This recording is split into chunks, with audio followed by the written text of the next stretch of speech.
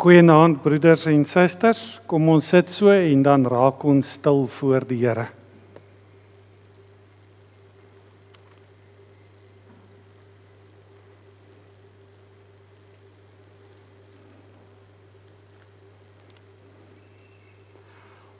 Ons hulp is in die naam van die Here, wat die hemel en die aarde geskape het, en wat getrou bly tot in ewigheid.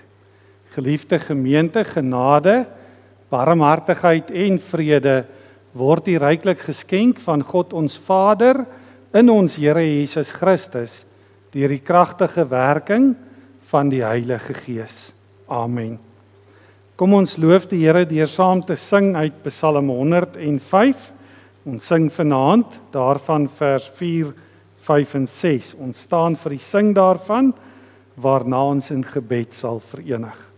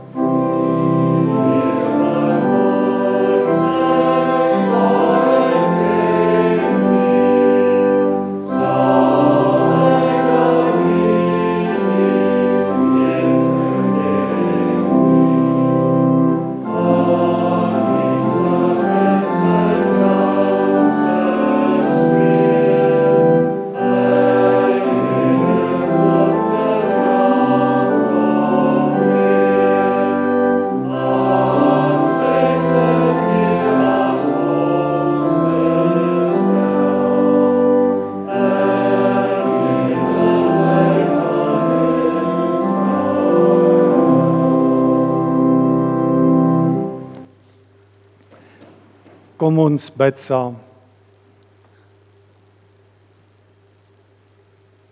O wat 'n wonderlike voorreg, o Vader in die hemel, om vanaand ook in dankbaarheid terug te kan kyk op 'n dag wat verby is. 'n Dag waarin elkeen van ons in 'n besige week die tyd kry om onsself voor te berei om te lewe tot u eer. Vir alles wat ons vandag kon beleef as 'n gemeente, wil ons u vanaand ook loof en prys, wil ons u dank. Want ons weet, dit is deur u genade dat ons deel is van hierdie gemeente. En daarom wil ons vanaand ook vra dat u die verkondiging van die evangelie ook sal gebruik om elkeen van ons op te roep tot 'n nuwe dankbaarheid, tot 'n gehoorsame toewyding aan u. Ja, spreek Here en laat ons u kinders luister. Ons vra dit want ons bely dit. Elke keer wanneer ons u woord hoor, wanneer ons u sakramente beleef, dan erken ons onsself as sondaars. Sondaars wat weet wat ons Here Jesus Christus in ons plek aan die kruis op Golgotha gedoen het. En daarom vra ons in alles vir die hulp van u Heilige Gees, sodat ons ook kan leef tot die eer van u naam. Amen.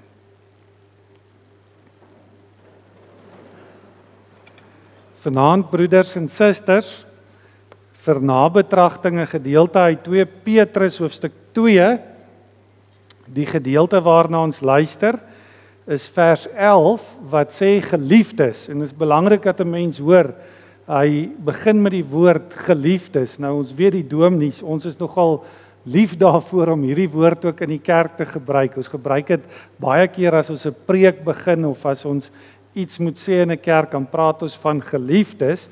Maar hier in vers 11 in 1 Petrus hoofstuk 2 staan daar geliefdes. In die wêreld is julle vreemdelinge en bywoners. Daarom dring ek by julle daarop aan om nie aan sinnelike begeertes toe te gee nie. Dit verwoes net 'n mens se lewe. Gedra julle altyd goed onder die heidene, sodat al praat hulle kwaad van julle asof julle misdadigers is, hulle julle voorbeeldige lewe kan sien en God kan verheerlik op die dag van afrekening. Omdat die Here dit wil, moet julle onderwerp aan elke menslike owerheid, of dit nou die keiser is as hoogste gesag, of die goewerneurs as sy gevolmagtigdes, wat die wat kwaad doen moet straf, maar die wat goed doen moet prys. Dit is die wil van God, dat julle deur goed te doen 'n einde sal maak aan die kwaad wat mense sonder begrip uit onkunde praat.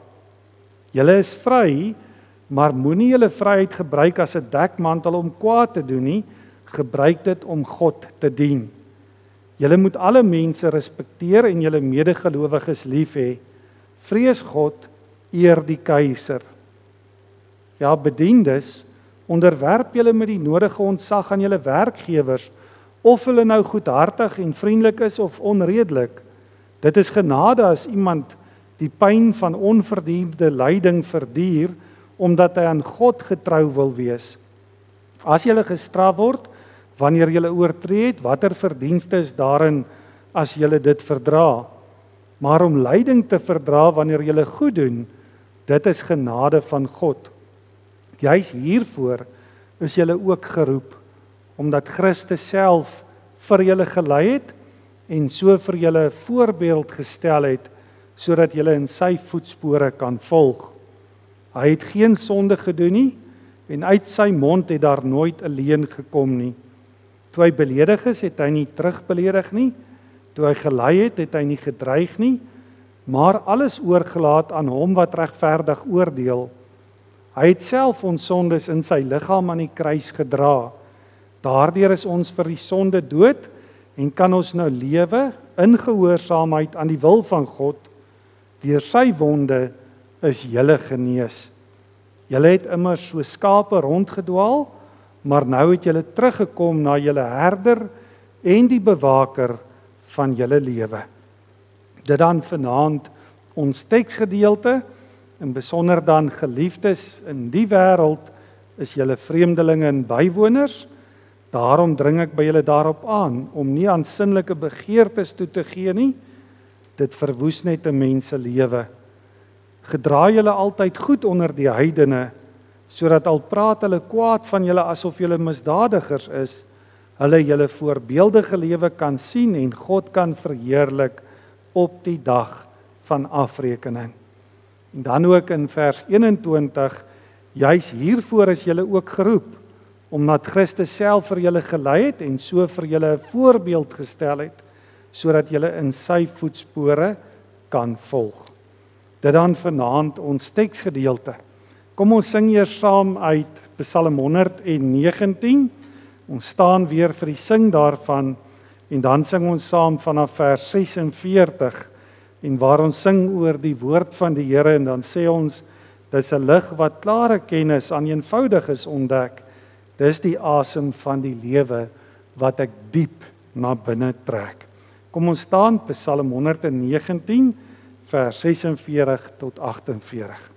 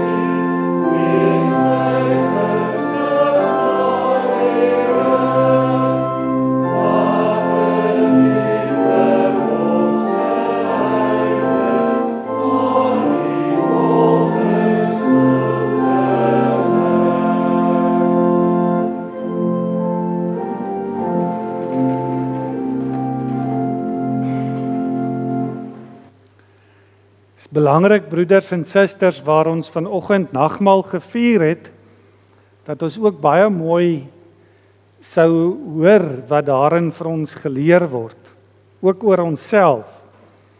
Maar dis belangrik dat 'n mens sal onthou, ons self bely dit en ons glo dit, dat ons die nagmaal ontvang binne in die vergadering van die volk van God. So kom ons as gereformeerdes ook nie nagmaal sommer net na willekeur gebruik waar ons ook al kom nie, maar binne die vergadering van die volk van God. Binne daardie eenheid van die liggaam van Christus, waarvan die nagmaal ons ook verseker, soos ons vanoggend gehoor het.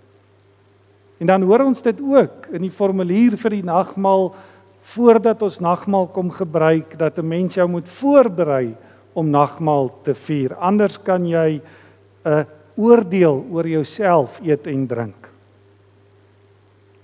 Nou wat is belangrik om hierin te hoor? Belangrik om te hoor is dat gelowiges en ongelowiges moet duidelik onderskei word deur die nagmaal.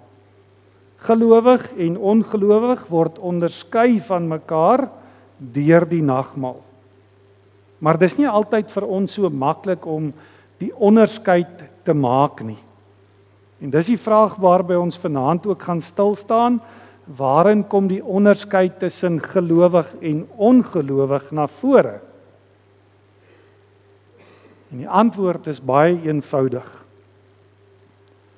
In dankbaarheid vir God se genade.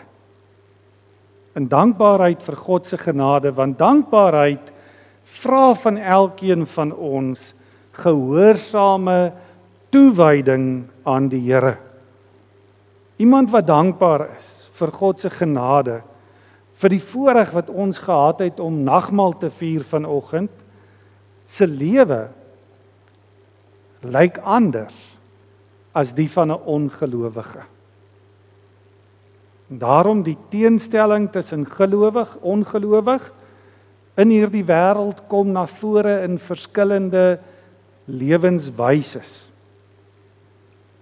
Verskillende maniere van lewe. Christene, gelowiges, moet elke dag se take en pligte nakom volgens die eise van die evangelie. Maak nie saak wat jy doen elke dag nie. Maak nie saak waarmee jy maandag en dinsdag en woensdag, donderdag, vrydag of saterdag of sondag besig gaan wees nie. Die manier hoe jy dit doen moet getuig van die geloof wat jy bely. Mens kan ook praat van jy moet 'n evangeliese lewenspraktyk hê. Wat is 'n evangeliese lewenspraktyk? Dit is om in 'n verhouding met God te lewe op so 'n manier dat mense rondom jou dit kan raak sien. Nie uit wat jy sê altyd nie, maar net die manier hoe jy jou werk doen, net die manier hoe jy jouself voorberei vir jou skoolwerk, net die manier hoe jy besig is elke dag met verskillende dinge tussen jou vriende, moet vir mense kan wys jy staan in 'n verhouding met die lewende God. En dis juis waarin ons kan sê daar moet 'n andersheid, 'n onderskeid wees tussen gelowig en ongelowig. Hoekom hierdie onderskeid? Nou dit bring ons terug by daai mooi woord waarmee Petrus ook hier begin in vers 11, die woordjie geliefdes. Hy noem ons geliefdes en dan sê hy in die wêreld is julle vreemdelinge en bywoners. Nou hoor mooi die woord geliefde. Hoekom gebruik ons dit altyd? Wat sê die woord vir ons? Dit sê vir ons in die eerste plek, ons is ontvangers van God se liefde. As ons vir mekaar sê geliefdes, dan bedoel dit nie net die dominee is lief vir almal of Petrus is lief vir almal nie. Dit sê vir ons het die liefde van God ontvang en juis daarom het God ons geroep.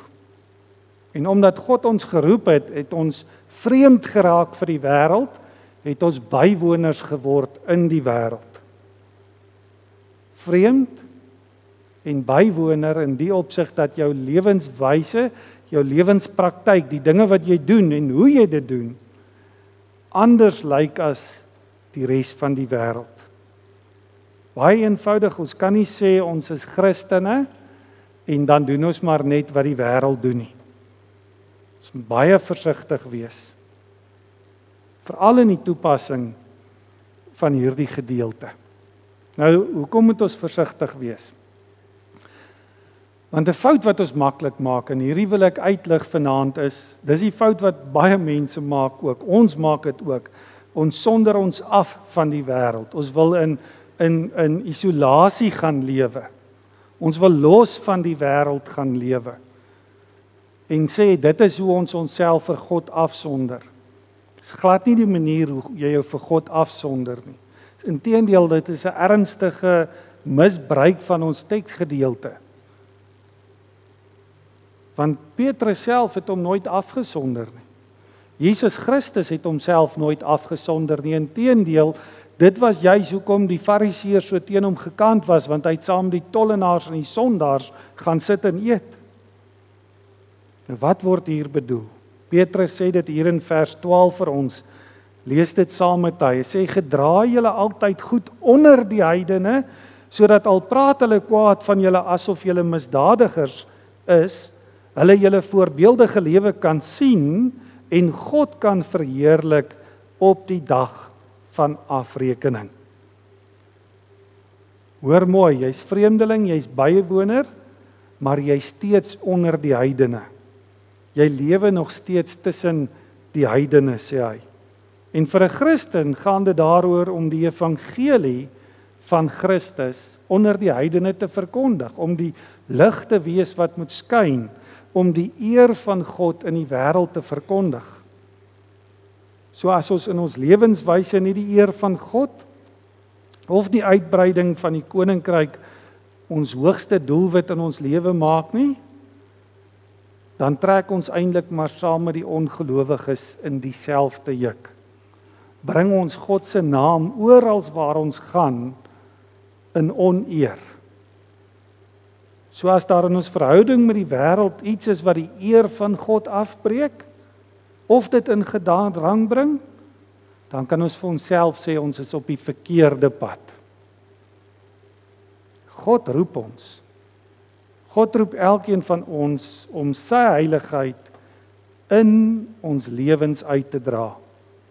En daarom moet jou gedrag in ooreenstemming wees met die roeping wat jy van God ontvang het. Ons moet letterlik lewendige bewyse wees van God se liefde en genade teenoor sondaar mense. Daarom sê hy ook vir ons moet gaan kyk hoe Christus dit gedoen het, hoe Christus gelewe het teenoor sondaar mense. En dan gebruik hy die mooi beeld, hy sê ons moet in Christus se voetspore volg. En daarom moet in alles wat ons doen, God verheerlik word. Ons optrede en ons belydenis, dit wat ons sê ons glo, dit wat ons doen moet by mekaar pas, sodat dit nie vir ander mense op die ou einde 'n struikelblok word en op die ou einde die Here se eer in gedrang bring nie. Nee, juist deur ons, hoor die woord voorbeeldige gedrag, sê Petrus, gaan die skinderpraatjies, die beskuldigings teen ons grondeloos gemaak word. Want deur die goeie te doen, daardeur oorwin ons die kwaad. En daarom sê Petrus vir ons, wat gebeur dan? Hy sê die mense wat na jou kyk, sulke mense, sê Petrus, sal God dan leer ken en God verheerlik by die wederkoms. Luister mooi hoe sê Petrus dit. Hy sê, julle daarinteen is 'n uitverkore volk, 'n koninklike priesterdom, 'n nasie wat vir God afgesonder is, die eiendomsvolk van God. Die volk wat die verlossingsdade moet verkondig van hom, wat julle uit die duisternis geroep het na sy wonderbare lig. En ons sien dit raak, daar's 'n stryd tussen lig en duisternis, tussen Christus en die Satan, tussen reg en onreg, reg en verkeerd, lig en duisternis. Maar ons moet altyd onthou as ons aan die stryd dink, Christus het oorwin, hy het getriomfeer in die stryd. Johannes skryf dit in sy evangelie by die geboorte, die lig skyn in die duisternis kon dit nie uitdoof nie. So wat sê hy daardeur vir ons? In hierdie stryd wat daar is, waarvan ek en jy deel geword het, so erg dat die mense ons as vreemdelinge en bywoners begin behandel, lewe ons moet dit altyd onthou, die lewe van die oorwinnaar, want ons deel in Christus se oorwinning. En daarom skryf Petrus vir ons, en dan sê hy dit vir ons, geliefdes, ja, in die wêreld, julle vreemdelinge en bywoners, maar juist daarom dring ek by julle aan om nie toe te gee aan julle sinnelike begeertes nie. Nee, sê hy, gedra julle altyd goed onder die heidene, sodat al praat hulle kwaad van julle asof julle misdadigers is, hulle julle voorbeeldige lewe kan sien en God kan verheerlik op die dag van afrekening.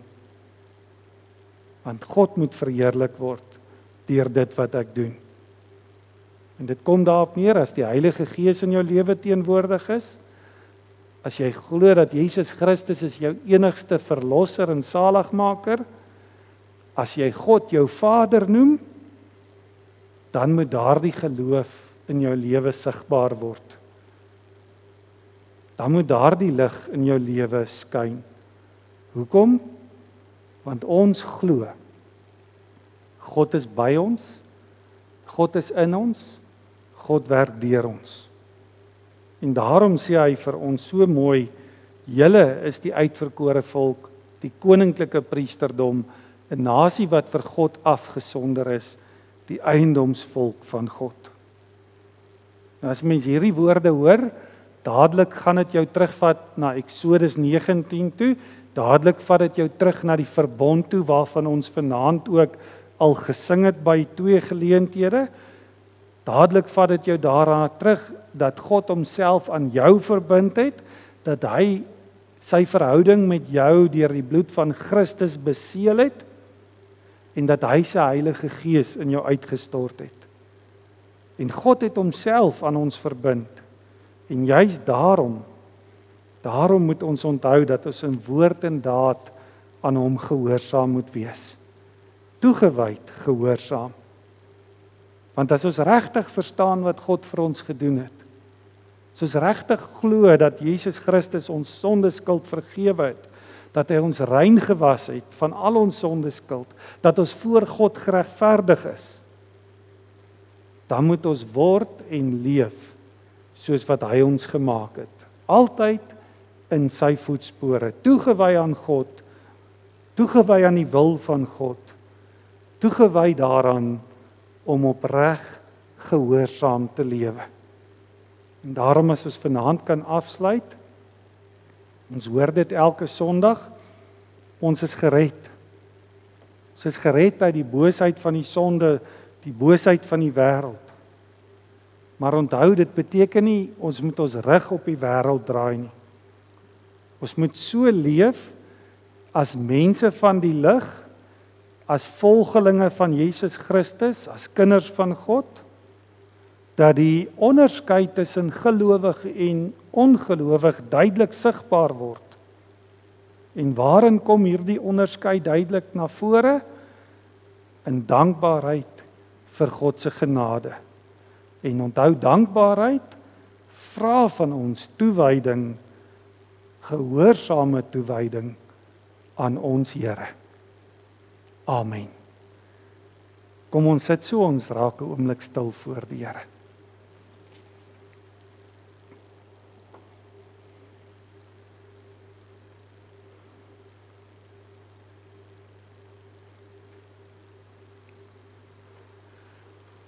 Kom ons almal staan en dan dank ons die Here met die sing van die Onse Vader gebed.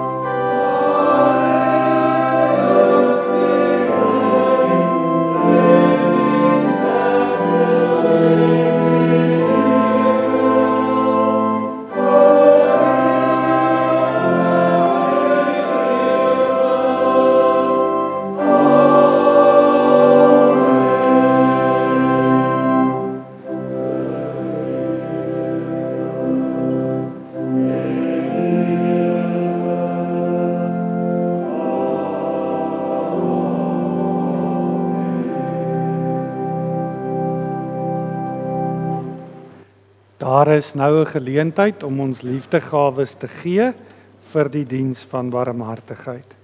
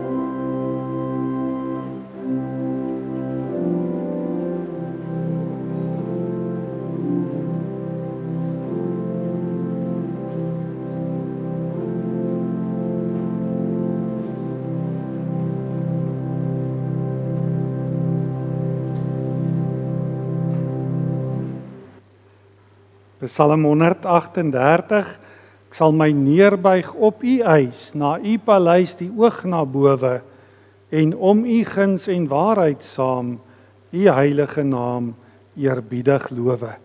Psalm 138, die eerste en die 4de vers, waarna ons die seën van die Here sal ontvang.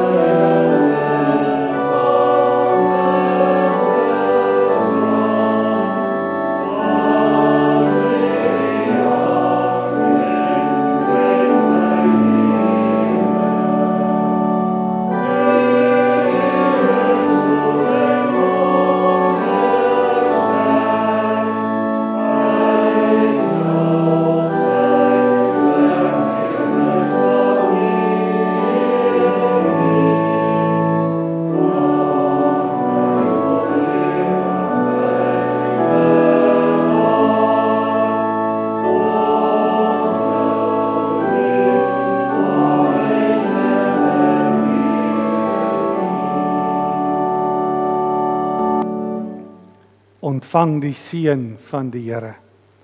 Die genade van ons Here Jesus Christus, die liefde van God en die gemeenskap van die Heilige Gees sal by u wees en bly. Amen.